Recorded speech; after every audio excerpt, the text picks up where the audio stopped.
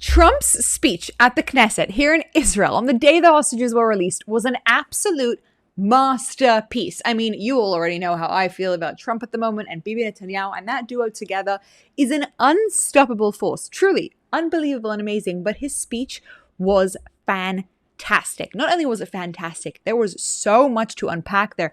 But from what I hear from everybody that I know who was actually in attendance, they said they had never experienced anything like it. The pure jubilation and support and love, not just for that man, but for Bibi Netanyahu, for what they've managed to do. They have pulled off the absolute impossible here in the Middle East, like literally the impossible. Not only are 20 of the hostages alive, home, which is just nuts in and of itself. We never thought that would happen, but there's a real chance that we are moving forward into something much, much more peaceful. Now, before you call me naive, have no fear. This speech is going to clarify to us exactly where Trump stands. Because as I've been hearing and as you've been seeing, Trump has been tweeting nonstop and talking to, people about it and basically saying, the war is over. The war is over. The war is over.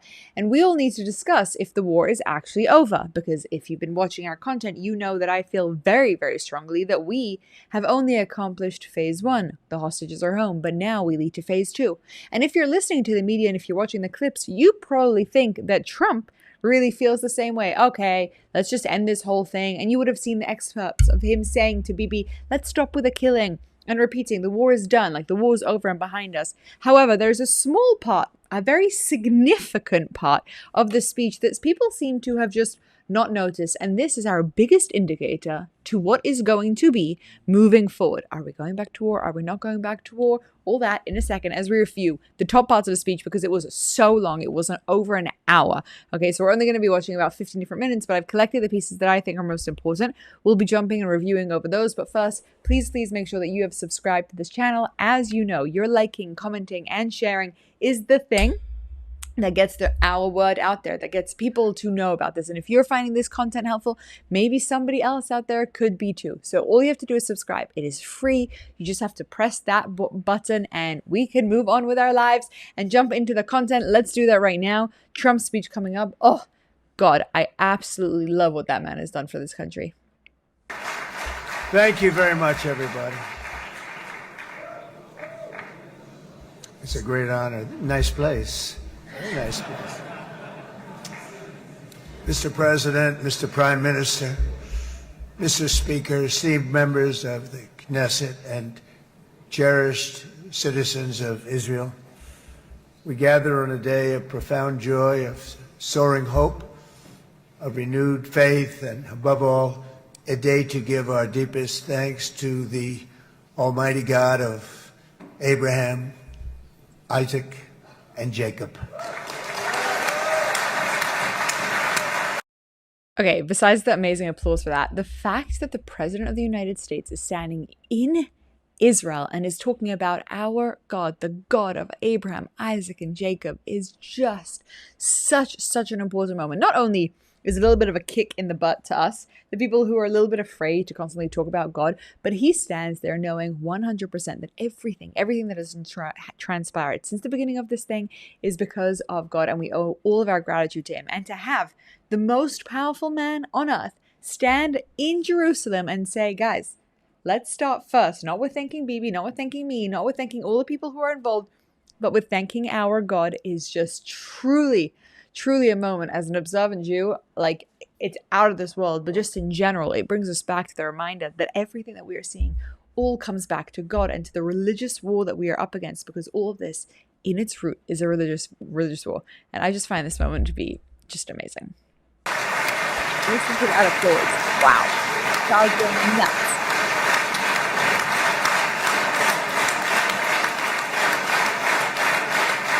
Yes, everyone's so good.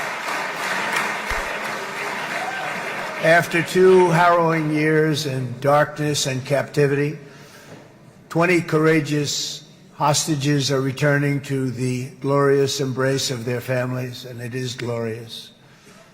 28 more precious loved ones are coming home at last to rest in this sacred soil for all of time. And after so many years of unceasing war and endless danger, today the skies are calm, the guns are silent, the sirens are still, and the sun rises on a holy land that is finally at peace, a land and a region that will live, God willing, in peace for all eternity. Okay, a few things. Number one, notice that his teleprompter is working. Actually, the Speaker of the House made a joke about that. He's like, don't worry, Donald J. Trump, in our place, the teleprompter works. But he's mentioned a few things here we need to unpack. Number one, the hostages are home. Thank God, we're all so grateful for that. He then talks about the 28 bodies, which we now know Hamas are not planning on giving to us as easily as it may sound. Okay, they're still playing games. Today they returned 3 bodies, and one of which is actually a Palestinian. Everyone's saying it's a mistake. We'll see about that. But Hamas are still playing games. And I think this kind of speaking about peace, like that as if we are already in peace, is a little bit of a naive take. But I think it's also a strategy, okay? Because we all know we're not at peace. We all know what's going on in Judea and Samaria. We know what's going on in Gaza. We're seeing Hamas literally execute Palestinians who dared to stand up against them right now as we're going. There is no peace yet in the Middle East. We're miles away from the Abraham Accords coming through. There's a lot of space to go. But what he's standing there and saying is, look, this is what's happening. We are bringing peace. Peace through strength. Most important thing to remember. We are bringing peace. Either you join us or you don't, but that's upon you. And remember, whenever he's speaking to the audience, whilst yes, he's speaking to us, the Israelis and the Jews and Americans, etc., he's also very, very carefully curating his speech to speak to the Arab countries who are watching and listening, because the Arab countries are currently in total awe of what's going on in Israel, and they are watching. He is speaking to them, and through that prism, you have to understand why he's saying that there's peace. Not because he's naive. He knows that we're not there. He knows that there isn't actual peace yet, but because he's explaining what's going to be, and he's basically forcing his own opinion on people. And I think that's important to note. The applause, because Israelis love peace, right? This is not only the end of a war. This is the end of an age of terror and death, and the beginning of the age of faith and hope and of God. It's the start of a grand concord and lasting harmony for Israel and all the nations of what will soon be a truly magnificent region. I believe that so strongly. This is the historic dawn of a new Middle East. I want to express my gratitude to a man of exceptional courage and patriotism, whose partnership did so much to make this momentous day possible. You know who I'm talking about. There's only one. Prime Minister Benjamin Netanyahu. Bibi, please stand up.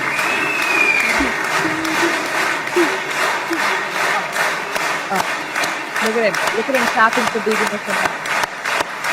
Amazing.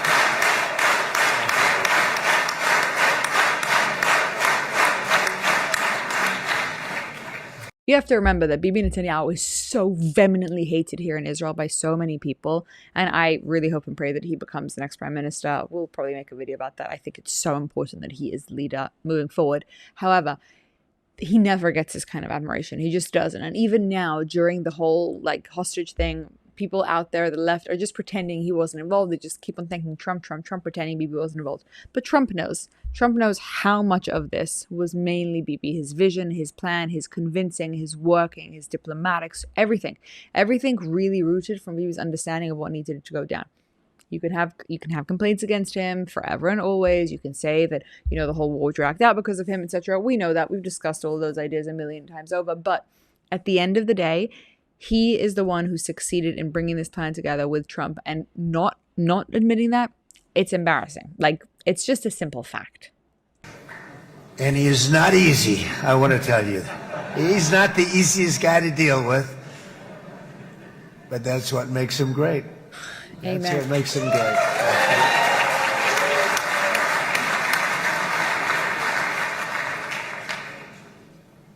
Thank you very much, baby. Great job. He deserves this applause. And let me also convey my tremendous appreciation for all of the nations of the Arab and Muslim world that came together to press Hamas to set the hostages free and to send them home. We had a lot of help. We had a lot of help from a lot of people that you wouldn't suspect, and I want to thank them very much for that. It's an incredible triumph for Israel and the world. We saw that, by the way. We saw that it was the pressure in the end of Egypt, Qatar, and Turkey that managed to convince Hamas. Okay, it was that pressure. I mean, it makes you think, for example, what would have happened if they'd actually just put that pressure on like 2 years ago, how different this whole thing would have been. But it was the pressure that America put on these Arab countries, and the Arab countries then applied that to Hamas, and then Hamas actually answered and gave back the 20 living hostages. That's very clearly the system of what went down. I mean, yesterday, Keir Starmer, the most revolting man in the universe at this point, he got up there and said, it was because we proposed a two-state solution, because we recognized the Palestinian state, that now there's a ceasefire, a peace deal. And everyone's just like, hey, I don't think that's actually what went down. Like, no, that's not how it went down. That's not what happened at all. There's no Palestinian. The recognition of the Palestinian state was actually the thing that really hindered this deal. But thank God we have people like Trump and Bibi in power who successfully managed to push it despite your constant attempts to destroy it. But these Arab countries, they were crucial, and had the public support from UK and France, etc., and the pressure been on them, then maybe this whole thing would have been done ages ago. To have all of these nations working together as partners in peace. And it's pretty unusual for you to see that, but it happened in this case. This was a very unusual point in time, a brilliant point in time. Generations from now, this will be remembered as the moment that everything began to change, and change very much for the better. Amen. Like the USA right now, it will be the golden age of Israel and the golden age of the Middle East. It's going to work together. I'd like to thank several great American patriots for their invaluable help in getting something done that almost everyone thought was absolutely impossible. We were wasting our time. So many people said, you're just wasting your time. But we weren't, because we had talented people working with us, and we had people that loved your country, and frankly, people that love the region. They love the Middle East. I want to thank my friend Steve Witkoff. So he then goes on to thank Steve Witkoff and to thank Jared Kushner and all the other people who were highly involved. I mean, in the speech, he then calls out Miriam Edelstein, which is very interesting. He talks about how much money he has, and he does a whole bunch of other things during the speech. Now, the speech is like an hour and 6 minutes long. It's way too long for us to do in the video. But as you can see, I mean, he had over 33 standing ovations during the speech. The crowd was going absolutely nuts. But the most important thing that happens during the speech, well, there are two important things, okay? The first one is he says, the war is now over. The war is over. The war is over. The war is over. As now that Hamas is going to disarm. Okay, which, is an interesting statement, because if you've been watching the news right now, as Hamas are literally out there murdering Palestinians, you wouldn't think that they're going to disarm. But that's the condition that he makes. And I think that condition is super, super, super significant. You see, Israelis right now are freaking out. What do you mean the war's over? Like, it's not over. Hamas are still fully capable. They have so much power. They're still manipulating us. They're still not sending the bodies back the way they should. But Trump's statement was very clear. It's not that he's saying the war is just over, it's done. He's saying the war is over with Hamas's disarmament. Meaning, if Hamas don't just disarm, okay, if they don't disarm, if they don't give up their weapons, we are going to go in there and do it for them. Okay, now, you need to see this for a second, because, yeah, just listen. And whilst he doesn't say this directly in his speech in the speech to the Knesset, he does talk about Hamas, like that's a prerequisite. Like, the war is going to be over when Hamas disarms. There's a press briefing that happens, I think the next day or yesterday or sometime, okay, and which he makes it very clear. Let's watch. Mr. President, on Gaza, how long will it take Hamas to disarm, and can you guarantee that is going to happen? Well, they're going to disarm, and because they said they were going to disarm. And if they don't disarm, we will disarm them. How will you do that? I don't have to explain that to you. But if they don't disarm, we will disarm them. They know I'm not playing games. Okay? Now, we did something monumental. We got the hostages back. That was the first thing we had to do. Above all else, get the hostages back. Now, they misrepresented, because we were told they had 26, 24 of dead hostages, if we can use those terms. And it seems as though they don't have that because we're talking about a much lesser number. But that's a very tough subject. I want them back. That's what they said. I want them back. Also, they said they were going to disarm.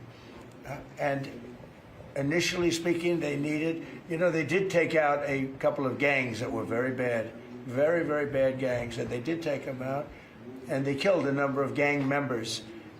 And that didn't bother me much, to be honest with you. That's okay. It's a couple of very bad gangs. It's no different than other countries.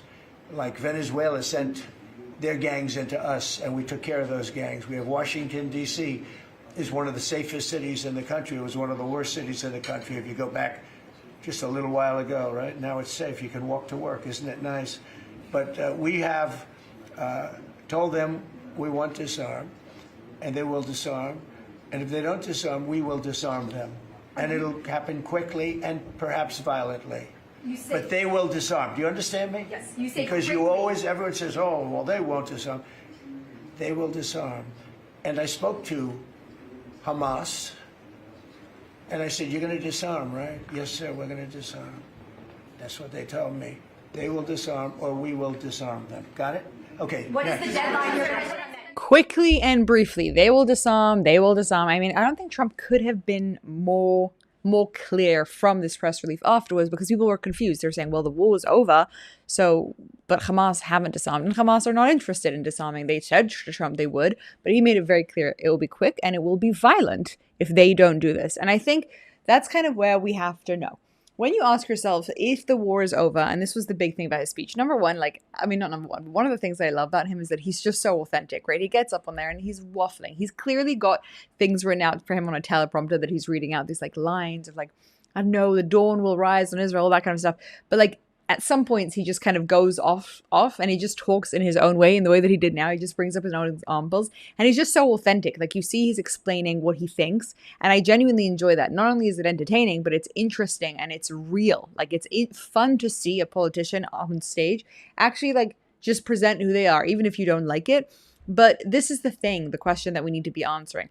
The war is over in the format, I think, that we've known it up until this point, where they hold tremendous leverage over us, that we have to take ages and ages and ages to slowly do things in Gaza, the way that we've done for the last 2 years. Now we're moving into a new stage of it. Either Hamas agree to disarm like they had in this commitment to Trump, or we go in swiftly and violently. Remember, we don't have to worry anymore about live hostages. That completely changes our strategic advantage.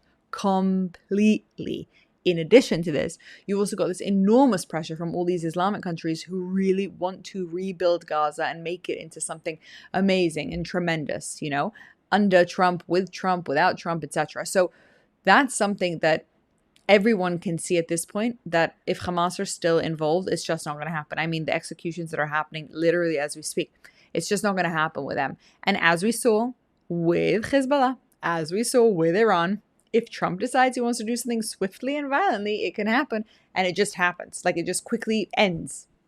It will all happen. So I don't know exactly what militarily we're looking at, but if Hamas don't agree to disarm, as Trump said, he said it pretty explicitly. And I think that's the important caveat that people are not missing. Everyone's talking about the war being over because the hostages are home. It's not yet over, but I think the next stage is going to look different. And that's where I'm hopeful.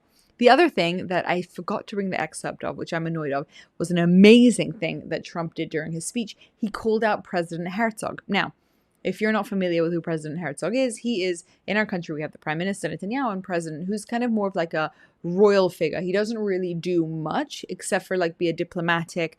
He meets with people and he's a peaceful figure. And he tries not to get involved in politics, except for the fact, and this is a small fact that most people don't understand, is that he could currently be pardoning Netanyahu. If he wanted to, he could pardon Netanyahu and Netanyahu's whole trial, which is insane.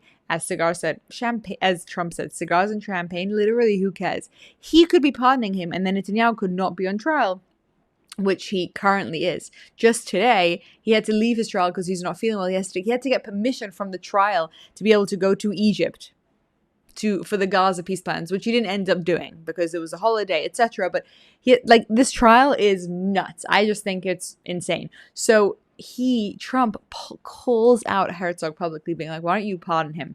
And I think that's significant and important because it just exposes the depths of how the media have manipulated things, but put the pressure and the perspective on the totally wrong things. Trump and Bibi are a force to be reckoned with. Everybody who thinks that these people are terrible, war-hungry, revolting human beings are wrong. They've actually proven themselves time and time and time again to really, really be focused on peace. And at the end of the day, this speech, besides the fact that it showed the enormously amazing alliance between America and Israel and the alliance to God, which to me is just the most amazing and beautiful thing, it really spoke about what the future looks like in peace, this idea of peace. Now, I'll tell you, I'm a little bit cynical. I don't know that I could for sure believe in peace actually happening. Like, I don't know if that's a thing that's really ever going to happen with Islam. I haven't been convinced of that yet, but I can't tell you that there isn't a part of me that hopes and wishes for it. You know, it would be nice if we could just have relations with all of our Arab enemies like we have with Dubai, you know, just cool, normal relationships. That would be wonderful, and it's something that I'm hoping for, and maybe these people will prove us wrong once again. Anyways, Trump's speech was fantastic. If you have an hour and a half to listen to that and to Bibi's, I would highly, highly recommend it. But the most important things we've covered: his appreciation of God, his appreciation of Israel, the fact that people loved him so much, the fact that we're moving into peace, the fact that he is so clear on the fact that Hamas will be disarming and he is comfortable with us using any measures possible to do that, the fact that he celebrated Bibi and he called out the fact that there's left-wing people in the government who aren't pardoning him when he could. There was also one more thing that I actually forgot to mention. Whilst during this speech, 2 of our Arab members of Knesset came up with signs saying genocide and they were quickly removed. Trump then reviews that and is like, well, that was quite effective and very efficient of you guys. And it was amazing and brilliant. And all in all, such a pleasure and an honor to have Trump here during such historic times to present to us the unifying factor that we have right now, this amazing, amazing alliance that is just proving to be unstoppable. And God bless Trump. God bless Bibi Netanyahu. God bless Israel. God bless America. God bless, eventually, hopefully, the Middle East. And thank you for your attention to this matter.